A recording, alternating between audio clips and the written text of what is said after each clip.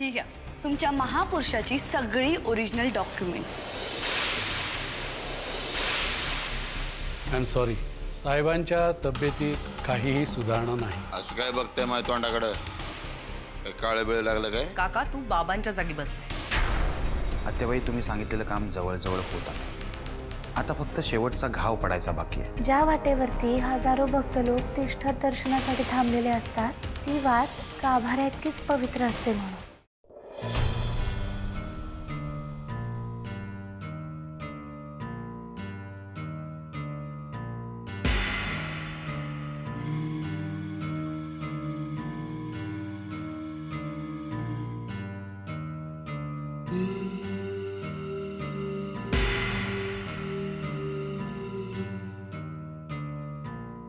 अहो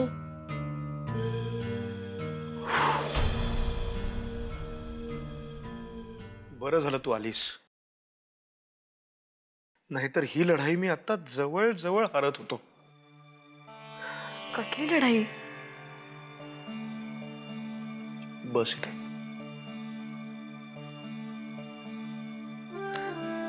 अहिल्या, मला तुझ्याशी काही बोलायचं आहे। बोला। गेल्या काही दिवसात माझ्यामुळे तुलाच काय सगळ्यांनाच खूप त्रास झालाय। मला या सगळ्यातनं बाहेर यायचं आहे आणि त्यासाठी एकच उपाय आहे। मी पुन्हा वकिली चालू करणार आहे। माझा एक खूप जुना मित्र आहे, पुण्याला असतो, मोठी फॅक्टरी आहे त्याची। त्याला एका लीगल कन्सल्टंटची गरज आहे आणि हे काम मी करायचं असं माझं तरी ठरलंय। त्यासाठी मला पुण्यालाच राहावं लागेल। आपण दोघेही जण हे घर सोडून पुण्याला राहायला गेलो तर मला आवडेलच, पण मला माहिती आहे तुझं सगळं सोशल लाईफ इथे आहे। मी तुला जबरदस्ती नाही करणार। मला त्या मित्राला भेटायला उद्याच पुण्याला जावं लागणार आहे। मला माझा निर्णय त्याला सांगायचा आहे आणि माझा निर्णय झालाय। मी कुठलीही आडकाठी करणार नाही। तुमची ती सवय सुटली यातच माझ्यासाठी सगळं आलं। तुम्ही उद्या जाताय ही खरंच खूप चांगली गोष्ट आहे, म्हणजेच शुभस्य शीघ्रम। थँक्स।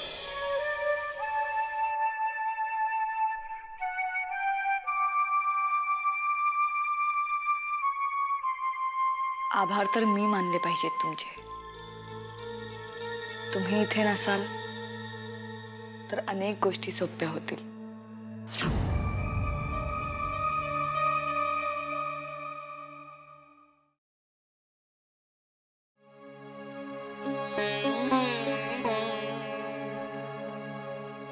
कसं झालं देवदर्शन?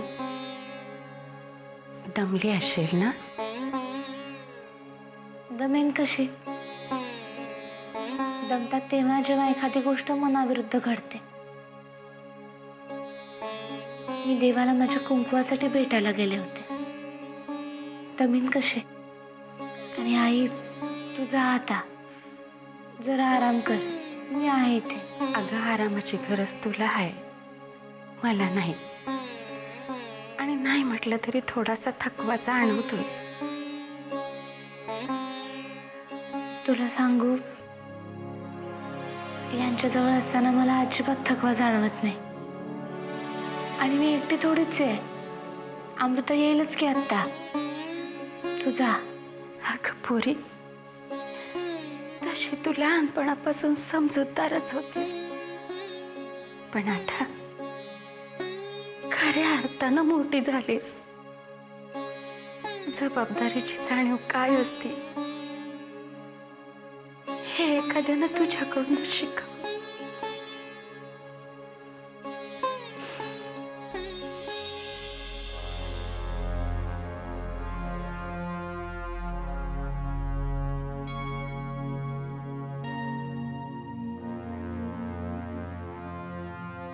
तुम्हाला सुद्धा जाऊन विश्रांती घ्यायची असेल तर जा तुम्ही, मी आहे इथे। गेला आठवडाभर तुम्ही इकडेच आहात। वहिनी साहेब, माफ करा मला. मी साहेबांची सावली आहे. जोपर्यंत इथून साहेब जाणार नाहीत तोपर्यंत मी इथून हलणार नाही. त्या दिवशी जर मी साहेबांवर असतो तर हा प्रकार घडलाच नसता. असं नका बोलूत, नका मनाला लावून घेऊत. तुमच्यासारखी माणसं यांच्या आजूबाजूला आहेत म्हणून तर मरणाच्या दारात सुद्धा झगडतायत. हे नका मनाला लावून घेऊत.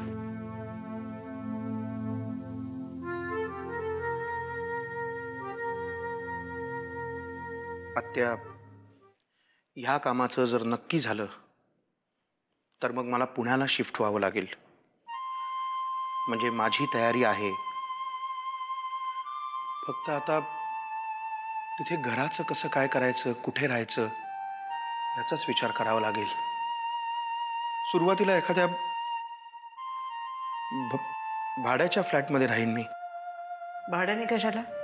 पुण्यात आपला फ्लॅट आहे की? आहे पण मी. वामन, तू हा जो निर्णय घेतलायस ना याचा मला खूप खूप आनंद आहे.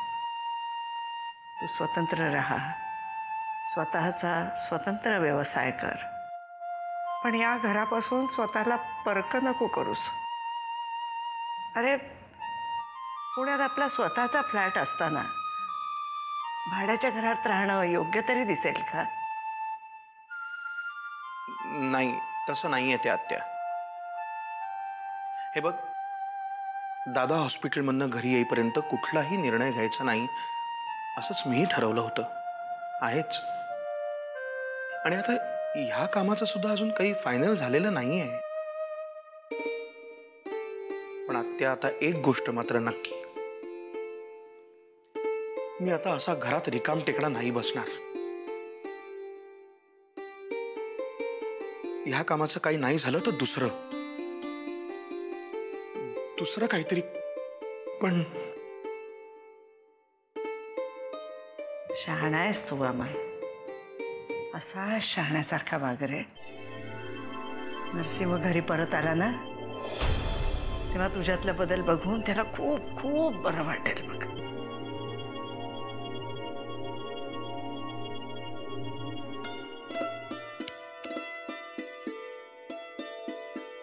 येतो मी.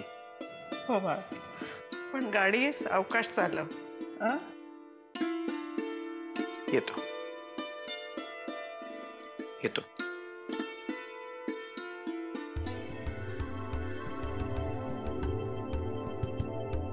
वाकणीच बोलले माझ्याशी. हे आत्ताच पुण्याला जात आहेत हे एका अर्थी बरंच झालं. मला यांचंच टेन्शन होतं. तुम्हाला तर माहिती आहे सध्या यांना खरं बोलण्याचा रोग जडलाय. पण आता आपला प्लॅन कसा?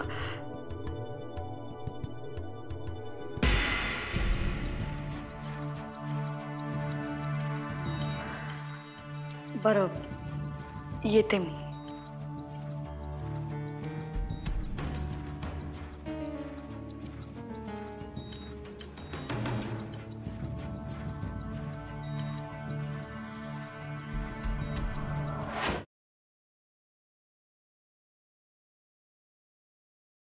वाकणी, आम्हाला कामाला लावून तुम्ही गायब झालात. तसं नाही वहिनी साहेब, मी पण त्याच कामात होतो. वामनरावांचे सगळे पेपर्स मी त्यांच्या जन्मतारखेच्या दाखल्यासह रेडी ठेवलेत. आणि मी जुने पेपर्स गायब केले. चला, म्हणजे इथून पुढे वामनरावांचा वाढदिवस 24 तारखेला. राईट. मी रिमाइंडर सुद्धा सेट केला. पण ते तयार होतील? त्यांना कशाला सांगायचं? नाही, म्हणजे आता ते पुण्याला गेलेत, 2 दिवसांनी परत येतील. नाही, तसं नाही. वामनराव परत आल्यानंतर परशु शेटने सगळ्यांसमोर त्यांना कोंडीत पकडायला नको. बघू, म्हणजे तुम्ही काळजी करू नका, मी नीट लक्ष देईन. तसंही मी दोघांच्या मध्ये असेनच.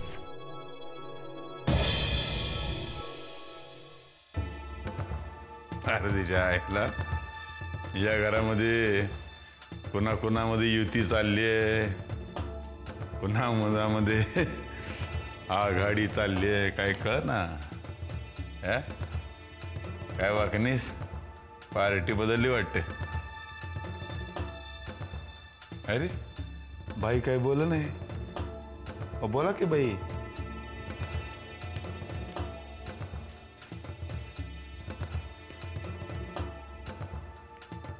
अहिल्याबाई होळकर गेल्या. काय झालं? परशुशेठ, युद्धशास्त्रामधला नियम आहे, शत्रूवर वार करण्याआधी त्याला गाफील ठेवा.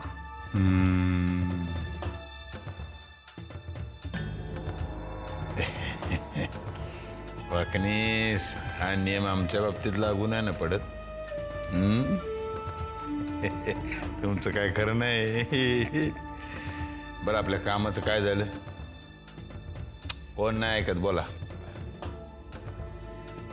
काळजी करू नका परशुशेठ. माझ्या माणसानं तुमच्या दोघांचेही जन्मतारखेचे दाखले मिळवलेत तहसील कचेरीतनं. मी ते तसेच बापट वकिलांकडे पाठवलेत. आज बापट वकील स्वतः येतील आणि सगळ्यांसमोर घोषित करतील वारस कोणते.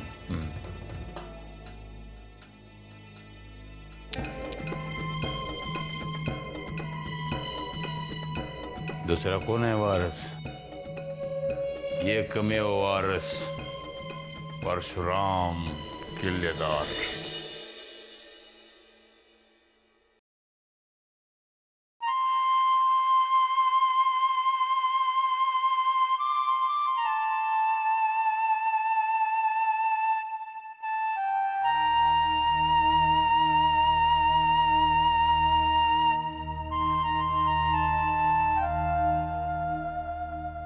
किती छान देऊळ आहे. सोन्याचा कळस, लांबच लांब रांगा लागल्या होत्या दर्शनाला. पण आमचं दर्शन चांगलं झालं. मी देवाला सांगितलंय की हे बरे झाले ना की जोडीनं येऊ दर्शनाला.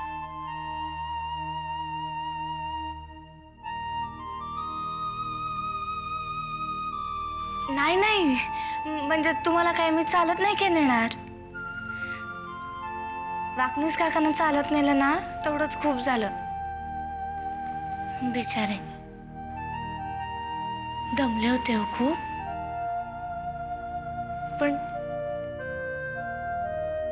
पण हुकचू नाही केलं, शेवटपर्यंत आले.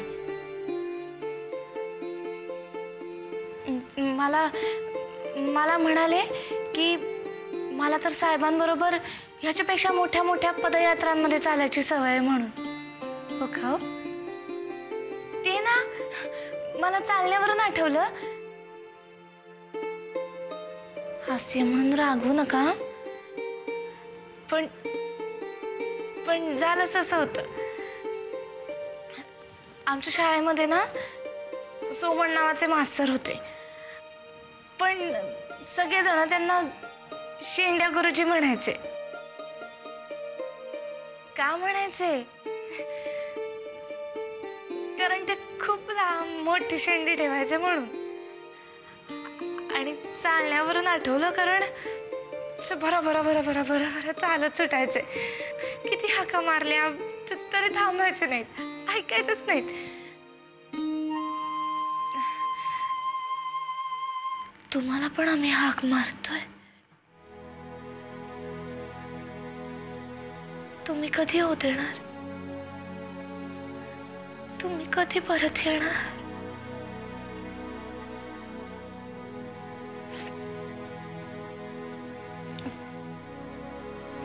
पण मी ठरवलंय. मी अजिबात रडणार नाहीये.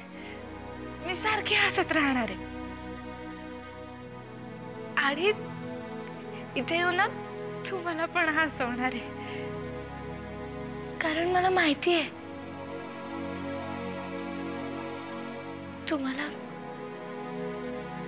सगळं कळतंय ना. ऐकू येत आहे ना?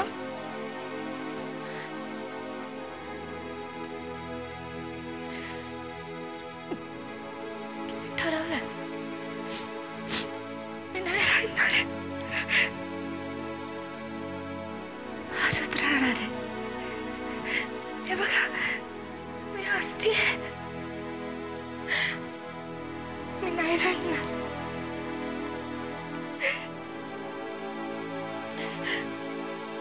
नाही रडणार.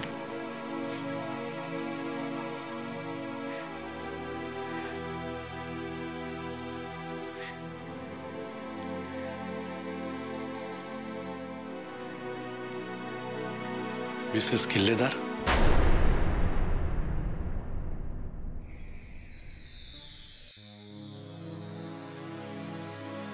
हा डॉक्टर,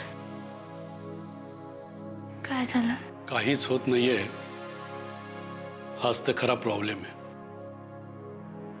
साहेबांना ऍडमिट करून जवळजवळ आठवडा झाला, पण त्यांच्या तब्येतीत काहीच सुधारणा दिसत नाही. हे असं सगळं आपण किती दिवस ठेवायचं? किती दिवस म्हणजे? जोवर हे बरे होत नाही तोवर. आणि पुन्हा असले प्रश्न मला विचारू नका. ठीक आहे.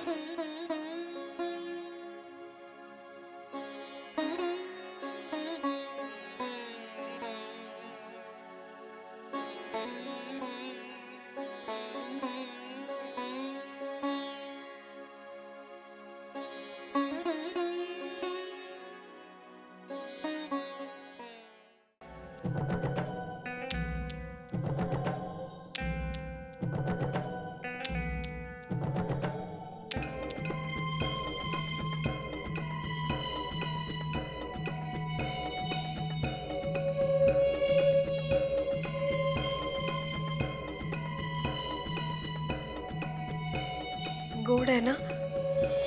अगदी तुमच्यावर गेलीये. कोणी गेले? नाही, जीव म्हटलं अगदी तुमच्यावर गेलीये. माझ्यावर गेले? मिशी आहे का? मिशी आहे, अशी मिशी आहे, त्याला मिशी आहे असते काय? दादीच कुठे नको. मध्ये ते झालं असता तर आज न उद्या त्याला अशी मिशी असती माझ्यासारखी. काय हरकत नाही.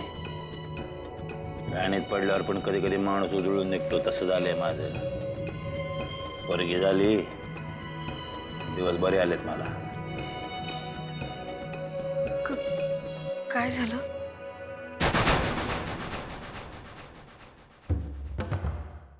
काय झालं कळेल. हळूहळू हळूहळू सगळ्यांनाच कळेल काय झालं ते.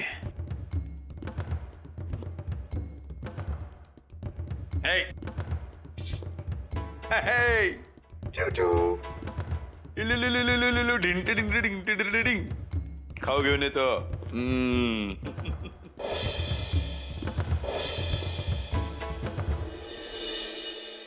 घरातलं वातावरण एकदम बेकार होत चाललंय. घरात ना राहू नये असंच वाटतं ग. आधी फक्त अहिल्या काकू डोक्यात जायची, पण आता ना परशू काकाने सुद्धा कहर केलाय.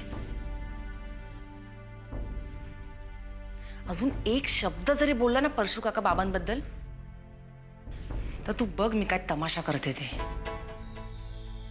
अमृता, आता सगळ्यात जास्त गरज आहे ती शांत राहण्याची.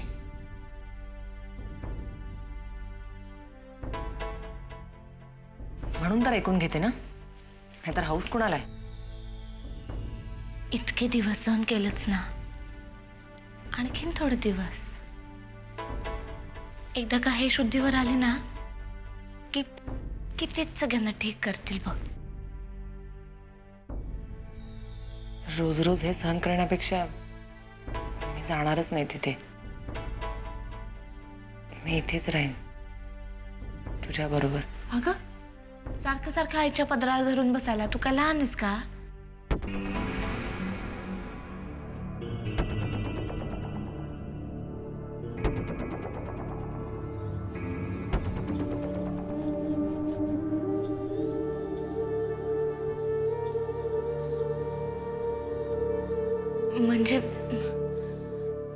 मला असं म्हणायचं होतं की आत्याबाई आजारी आहेत ना घरी,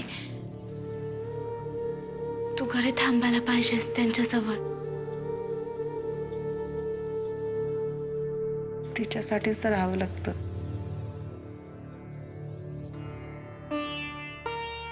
नाहीतर माझी इच्छा नसते. आईच्या पत्राला किती ऊब असते ना. एखाद्या व्यक्तीची किंमत ती गेल्यावर कळते हेच खरं.